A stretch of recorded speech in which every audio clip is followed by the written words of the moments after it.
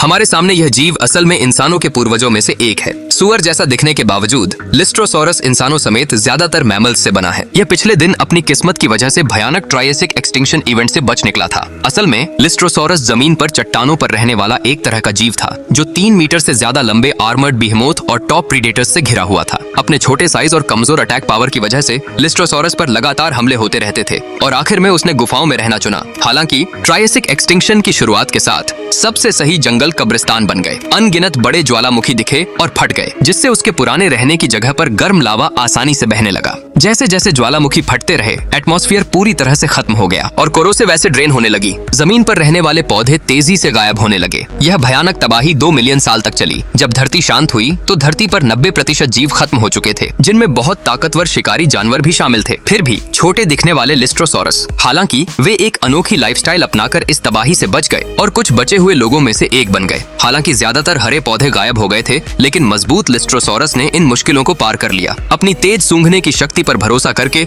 वे अलग अलग पौधों या जो अभी फिर से उग रहे थे उनकी जड़ों का सही पता लगा सकते थे। ये चीजें उनके जिंदा रहने के लिए काफी थीं। हालांकि इस बड़े पैमाने पर खत्म होने से लगभग सभी पेड़ पौधे और जानवर खत्म हो गए थे, लेकिन लिस्ट्रोसॉरस परिवार को इस तबाही से फायदा हुआ। इस समय जमीन पर कुछ ही शिकारी जानवर बचे थे और लिस्ट्रोसॉरस, जो पहले से ही बहुत ज्यादा थे, उनकी संख्या में तेजी से बढ़ोतरी हुई क्योंकि पौधे धीरे धीरे ठीक हो गए और उनके कुदरती दुश्मन गायब हो गए। सिर्फ हजारों सालों में लिस्ट्रोसॉरस जमीन पर रहने वाले कुल रीढ़ वाले जानवरों की संख्या का 3/4 हिस्सा बन गए। यह एक ऐसा काम था जो किसी और जीव ने कभी नहीं किया था। अपनी संख्या की वजह से वे सभी महाद्वीपों पर पूरी तरह से हावी हो गए। लेकिन जैसा कि कहा जाता है, हदें भी मिलती हैं। लाइसोरस की आबादी इसलिए बढ़ गई क्योंकि उनके पास कोई कुदरती शिकारी नहीं था, लेकिन इससे उनका गुस्सैलपन भी पूरी तरह खत्म हो गया। बड़े पैमाने पर खत्म होने के लाखों साल बाद बाकी बचे हुए जीव भी बड़े हो गए। उनमें से सबसे ताकतवर शिकारी सिल्वर क्रोकोडाइल था। कई सालों तक खतरनाक इलाकों में जिंदा रहने के कारण सिल्वर क्रोकोडाइल में बहुत ज्यादा गुस्सैलपन आ गया था। जब उसने हमला करना शुरू किया तो अनजान लिस्ट्रोसॉरस को बिल्कुल पता नहीं था और वह बेबस होकर देखता रहा कि उसे कैसे खाया जा रहा है बिना भागे। नतीजतन वे जल्दी से मारे गए और अपनी दबदबा खो बैठे। इस बीच इस दौरान रेप्टाइल्स तेजी से विकसित हुए, जिससे आखिरकार डायनासोर नाम की अनोखी प्रजाति बनी।